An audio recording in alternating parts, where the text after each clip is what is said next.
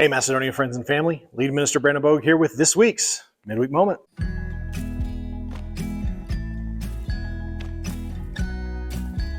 There's been more than one occasion that I've shared with you my lack of athleticism. I mean, I don't look the way that I look for nothing here. But when I was going into high school, leaving 8th grade, heading into high school, I decided I wanted to do something different about that I wanted to try to become an athlete. I'd love to tell you that this change of mind was for some sort of a noble cause, that I wanted to better myself, or that I just love the spirit of competition. But the reality is that my 8th grade going into 9th grade brain had made a correlation that the pretty girls seem to always like to hang around the guys with Letterman jackets. So I decided to try out for the school soccer team. I chose soccer because I had been involved in some of the little soccer leagues in the area before, and I'd been a fairly decent goalie, and I knew enough about soccer to know that the goalie doesn't have to run around as much as the rest of the team does. And so I thought this was kind of perfect for me. I could get the Letterman jacket without having to run for it. Let it never be said that I wouldn't try to find a logical way of doing as little as humanly possible.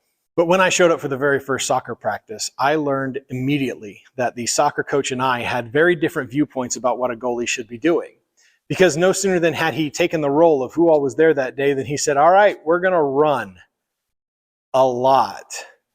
Now, here's the thing. It was a very hot summer day, and I had already been at marching band practice that morning, and I was already kind of tired, and running was just, well, running is never really on the list of things that I want to do.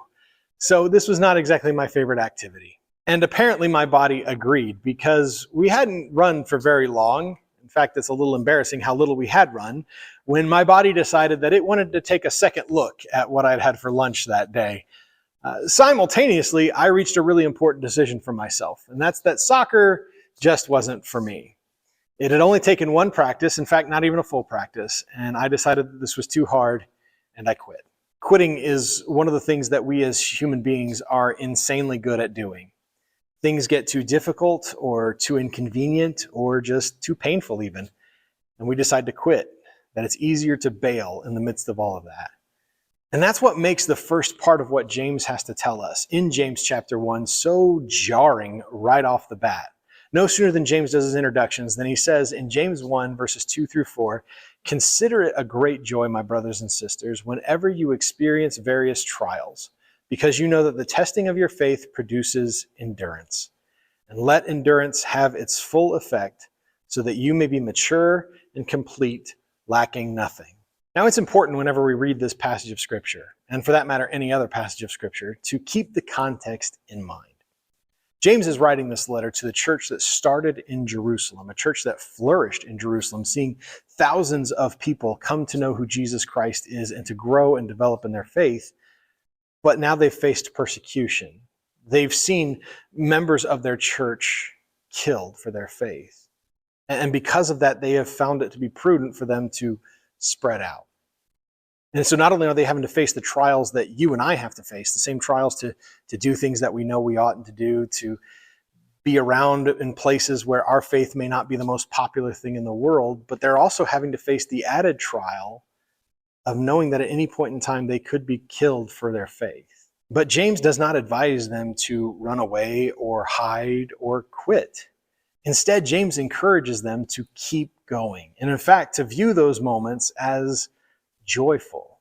Now, I don't know about you, but whenever I face trials or temptations in my own life, I don't consider them to be the sorts of things that spark joy. But James tells them what that persistence and what pushing through those moments and learning from those experiences is going to give them. It's going to give them perseverance. It's going to teach them how to learn from these things so that they can continue to pursue, that they experience these various trial times, that they're going to learn how to persevere, and that perseverance is eventually going to teach them something even more important: maturity. That's going to give their faith an opportunity to lack nothing. You and I face trials and temptations, big and small, all the time. And we are certainly tempted in those times to either give up or to give in. But when you face those trials, take the words of James to heart and do everything that you can to learn from this, to endure past this, to develop perseverance, because it'll help you, give you the tools and resources necessary to face even greater trials ahead. Is that easy? Absolutely not. But when has anything in your life that's ever been worth it to you ever been easy? This has been your midweek moment. Take care of yourselves and each other.